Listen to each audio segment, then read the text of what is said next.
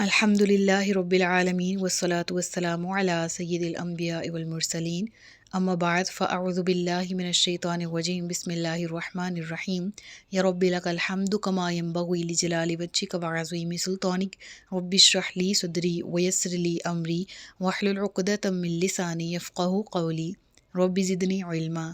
السلام علیکم ورحمۃ اللہ وبرکاتہ۔ پارہ نمبر 29 سورۃ القیامہ، اردو ترجمہ اور تفسیر۔ گزشتہ اسباق میں آیت نمبر 15 تک ہم نے پڑھ لیا۔ آج کے سبق میں آیت نمبر 16 سے باقاعدہ آغاز کیا جا رہا ہے، جس میں اللہ رب العزت ارشاد فرماتا ہے لا تحرک بہ لسانک لتعجل بہ، تم یاد کرنے کی جلدی میں قرآن کے ساتھ اپنی زبان کو حرکت نہ دو۔ کس سے مخاطب ہے؟ رب العالمین نبی پاک صلی اللہ علیہ وآلہ وسلم سے، اور کیا فرما رہا ہے کہ اے نبی صلی اللہ علیہ وآلہ وسلم، آپ اس قرآن کے ساتھ اپنی زبان کو تیزی سے حرکت نہ دیں۔ وجہ کیا ہے یہاں اس حکم کی؟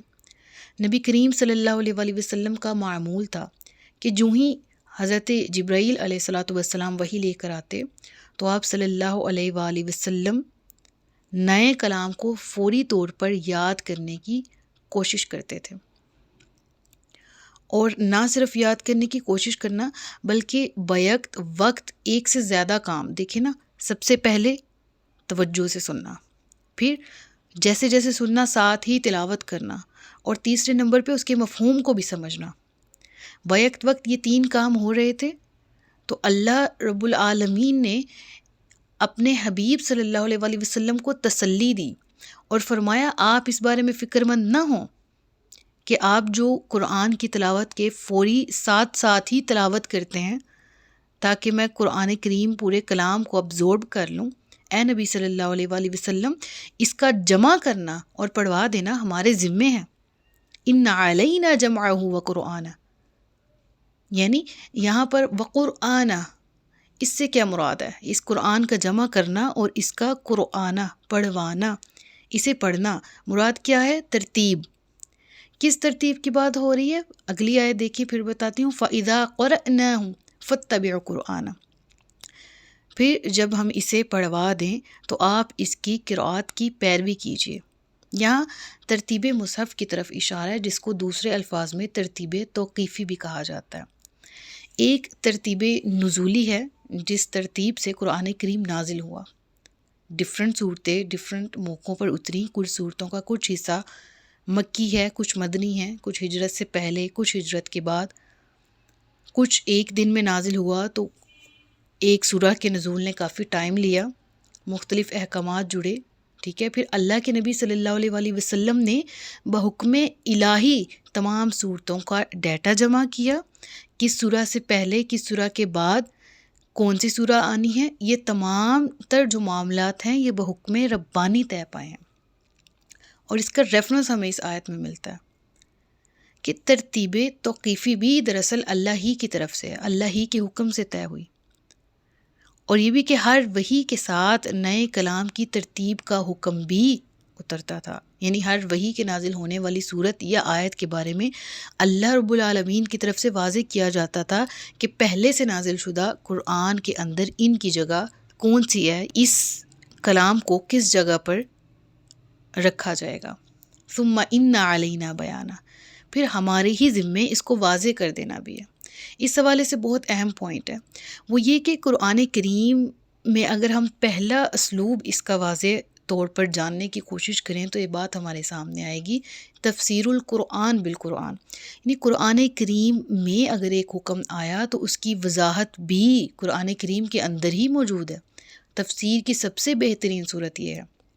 اس کے بعد دوسرا جو ہے لیول، وہ کیا ہے؟ تفسیر القرآن بالاحادیث نبویہ، اللہ کے نبی صلی اللہ علیہ وآلہ وسلم کی احادیث جو کہ وحی غیر مطلوب میں شمار ہوتی ہیں، اور اللہ کے نبی خود فرماتے ہیں کہ میری زبان سے وہی کلام نکلتا ہے جو اللہ کا حکم ہوتا ہے، تو حدیث بھی حجت ہے قرآن کو سمجھنے کے لیے، اگرچہ یہ کہ یہ معلوم ہو کہ یہ حدیث صحیح ہے، اس کا ریفرنس، اس کی اسناد اور اس کا جو کانٹیکس ہے یہ صحیح ہے، محدثین نے اس کو ایکوریٹ قرار دیا ہو۔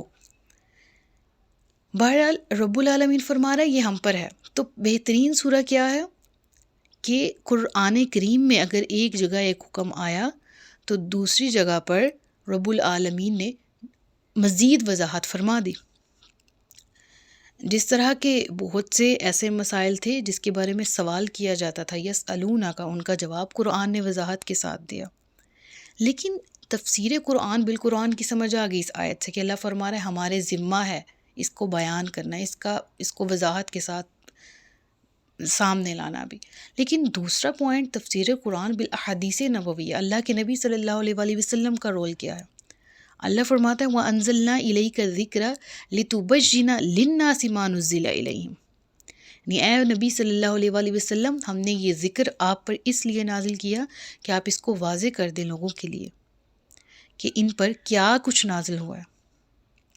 یعنی قرآن کریم کو سمجھنے کے لیے جو آسان الفاظ میں ٹرانسلیشن ہمیں درکار تھی، جو مفہوم ہمیں درکار تھا، وہ اللہ کے نبی صلی اللہ علیہ وآلہ وسلم نے دیا، اللہ کے حکم سے دیا، اللہ کے حکم سے اس کی وضاحت کی، اور اس وضاحت کرنے کا حکم قرآن میں ہی اللہ تعالیٰ نے اپنے حبیب کو دیا۔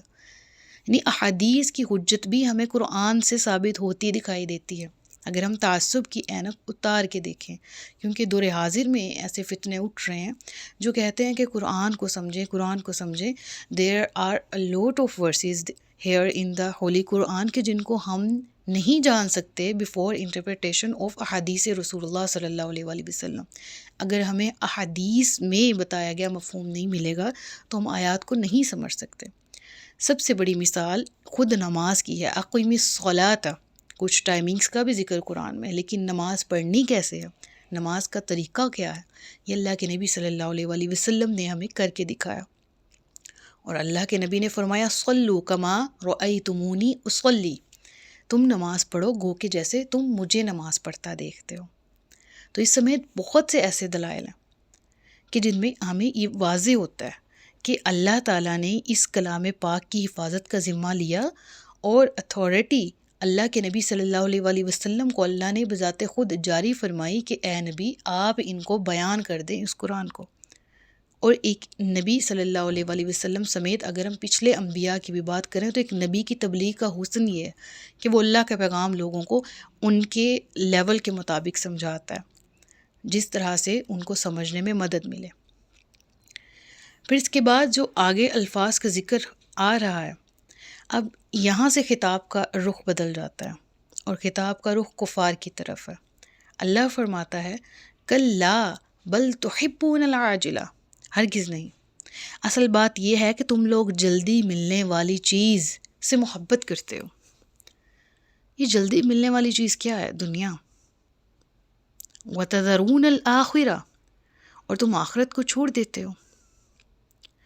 نہیں، تمہارا اصل مرض ہی یہ ہے کہ تم لوگ حب عاجلہ میں مبتلا ہو، یعنی اپنی دنیا کی زندگی اور دنیا کے مال و اسباب سے محبت کرتے ہو، اور اس کے مقابلے میں آخرت کو بالکل ہی نظر انداز کیے ہوئے ہو۔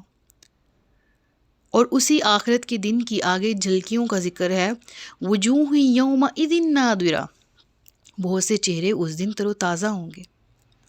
میدان محشر کی یہاں پر جو کیفیت ہے اس کا ایک نقشہ ہمیں دکھایا گیا ہے، اور جب ہم یہ پڑھیں گے تو دل اس چیز کی طرف مولڈ ہوگا کہ اللہ، ہم جس طرح دنیا میں اپنے نتائج کے لیے بڑے بے صبرے ہوتے ہیں نا، امتحانات دیے، نتائج، ہم میں سے کون جو ہے جس نے ٹاپ کیا، کون ہے جو پاس ہوا، کون ہے جو فیل ہوا، یہ فیل ہونے سے ڈرتے ہیں، پاس ہونے کی خوشی رکھتے ہیں، ٹاپ کرنے پر بہت زیادہ ایکسائٹیڈ ہو جاتے ہیں، دنیاوی کامیابیاں۔ اس دن کیا ہوگا؟ اس دن ایسا ہوگا کہ کچھ لوگ ہوں گے بہت کامیاب، وجوہ یومئذ ناظرہ الی ربہا ناظرہ، اپنے رب کی طرف دیکھ رہے ہوں گے۔ اللہ اکبر! یہ بہت سے چہرے اس وقت، اس دہشت کے موقع پر بھی مطمئن ہوں گے، پریشان نہیں ہوں گے۔ یہ کون لوگ ہوں گے؟ the blessed people، اور اپنے رب کی طرف دیکھ رہے ہوں گے۔ بعض مفسرین نے اس آیت سے یہ مفہوم مراد لیا ہے کہ اپنے رب کی رحمت کے امیدوار ہوں گے، اس لیے کہ رویت باری تعالیٰ میدان حشر میں نہیں ہوگی، بلکہ اہل جنت کے لیے جنت میں داخلے کے بعد جس سب سے بڑی نعمت سے اہل جنت سرشار ہوں گے وہ دیدار الہی ہوگا۔ لیکن کچھ علماء کا خیال یہ ہے کہ اہل ایمان کو میدان محشر میں بھی کسی نہ کسی درجے کی رویت باری تعالیٰ سے مشرف کیا جائے گا، اور لہٰذا یہاں پر اسی کا ذکر ہے کہ اس دن میدان محشر میں بہت سے چہرے تر و تازہ ہوں گے، خوش باش ہوں گے، اور دوسری طرف وَوُجُوهٌ يَوْمَئِذٍ بَاسِرَةٌ، اور بہت سے چہرے اس دن اترے ہوئے ہوں گے۔ اللہ اکبر!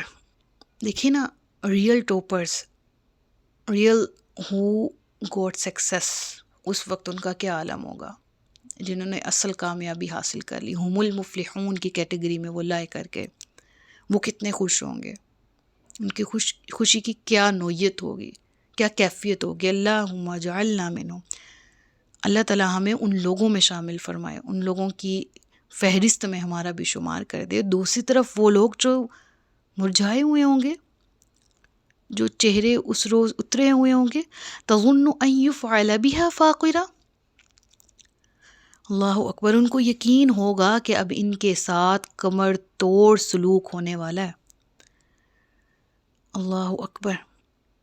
یہاں پر اب قیامت کا جو منظر کھینچا گیا ہے اس کا ذکر سمجھ آ جائے گا اس دن کہ اب جو حالت ہونے والی ہے وہ برے اعمال کی وجہ سے، اور وہ بہت سخت وقت ہم دیکھنے جا رہے ہیں آگے، بہت سخت عذاب ہوگا جس سے ہمیں دوچار کیا جائے گا، بہت سخت ناراضگی ہوگی جو ہمیں فیس کرنا ہے۔ اللہ اکبر! کلا اذا بلغت التراقی وقیل من راق، ہرگز نہیں، جبکہ جان آ کر پھنس جاتی ہے، جب جان پھنس جائے گی، جب جان اٹک جائے گی، یا کہہ لیں کہ جب جان گلے کو پہنچ جائے گی، وقیل من راق، اور کہا جا رہا ہوگا کہ جھاڑ پھونک کرنے والا کون ہے۔ یہ جب موت کو انسان سامنے دیکھ لے تو کس کو تلاش کرتا ہے؟ ایسے شخص کو کہ کوئی کچھ کر کے، کچھ بھی کر کے اس کو موت کے شکنجے سے بچا لے۔ یعنی اس کیفیت کی طرف یہاں پر نقشہ کھینچا گیا ہے کہ جب ڈاکٹرز کو چیک اپ کروایا جائے، ڈاکٹرز بھی کہہ دیں کہ نہیں، معذرت، وقت پورا ہو چکا۔ جب بڑے بڑے طبیب آئیں علاج کے لیے لیکن بے سود، جب سب کہہ دیں کہ اب دوا کی نہیں دعا کی ضرورت ہے، اس وقت بڑے سے بڑا اقلیت پسند شخص بھی کیا چاہے گا کہ کوئی دم درو تعویذ گنڈے کرنے والا، اسی سے پوچھ لیا جائے شاید کہ وہ کسی ترکیب سے مجھے موت کے منہ سے چھڑا لے۔ لیکن وَظَنَّ أَنَّهُ الْفِرَاقُ، اور وہ سمجھ جائے گا، سمجھ جاتا ہے کہ اب جدائی کی گھڑی آن پہنچی ہے۔ پھر آدمی کو یقین ہو جاتا ہے کہ اب اہل و عیال سے بچھڑنے اور بڑے ارمانوں سے بنائے ہوئے گھر اور مال و اسباب سب کو چھوڑنے کا وقت آن پہنچا ہے، اب یہ جدائی کی گھڑی ہے۔ وَالْتَفَّتِ السَّاقُ بِالسَّاقِ، اور پنڈلی سے لپٹ جاتی ہے۔ یعنی یہاں پر جان کے نکل جانے کے وقت کا، اس کیفیت کا ذکر ہے کہ جب جسم کے نچلے حصے سے جان نکلنا شروع ہو جاتی ہے، اور اسی وقت کی جو انسان کی کرب اور تکلیف کی حالت اور کیفیت ہوتی ہے اس کا ذکر ہے یہاں پر۔ إِلَىٰ رَبِّكَ يَوْمَئِذٍ الْمَسَاقُ، اس دن تو تیرے رب ہی کی طرف دھکیلے جانا ہے تجھے۔ اللہ اکبر! یعنی اس دن تیرے رب ہی کی طرف چلنا ہوگا۔ اور پھر اگلی آیت میں انجام کے اعتبار سے جو ڈانٹ ہے اس کا ذکر ہے، ان لوگوں کو اس ڈانٹ کا ذکر ہے جنہوں نے دنیا میں اللہ کے احکامات کو جھٹلایا، کہ جنہوں نے حقوق اللہ میں بھی کوتاہی کی، حقوق العباد میں بھی کوتاہی کی۔ اس کا ذکر ہم اگلے رکوع میں پڑھیں گے۔ اللہ اکبر کبیر، اللہ تعالی ہم سب کو اچھے انجام سے دوچار کرے، اہل جنت میں ہمارا شمار فرمائے، دنیا اور آخرت کی کامیابی اور بھلائیاں عطا فرمائے۔ صدق اللہ العلی العظیم و صدق رسولہ النبی الکریم۔ سچ فرمایا اللہ نے جو عصمت والا ہے۔ اپنا بہت سا خیال رکھیے گا، مجھے دعاؤں میں یاد رکھیے گا۔ تاجدار ختم نبوت زندہ باد، پاکستان پائندہ باد۔ السلام علیکم ورحمۃ اللہ وبرکاتہ۔